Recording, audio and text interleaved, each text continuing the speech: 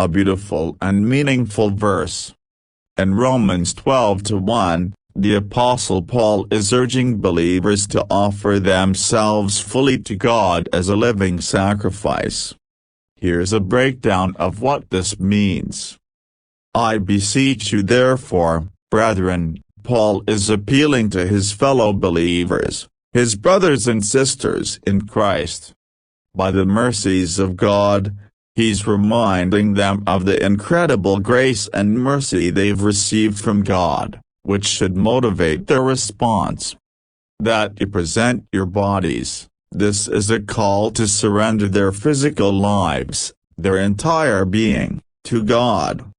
A living sacrifice, unlike animal sacrifices in the Old Testament, which were killed and offered to God, believers are called to offer themselves as living sacrifices, dedicated to serving God.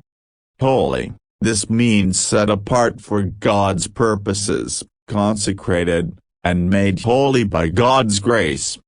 Acceptable to God, this sacrifice is pleasing to God, not because of their own worthiness, but because of His mercy and grace. Which is your reasonable service. This phrase is often translated as your spiritual worship or your true and proper worship. It means that offering themselves to God is the most rational, reasonable, and appropriate response to His mercy and grace. In essence, Paul is saying that, in light of God's incredible mercy and grace, believers should offer themselves fully to God, surrendering their lives to His purposes, and this is the most reasonable and appropriate way to worship and serve Him.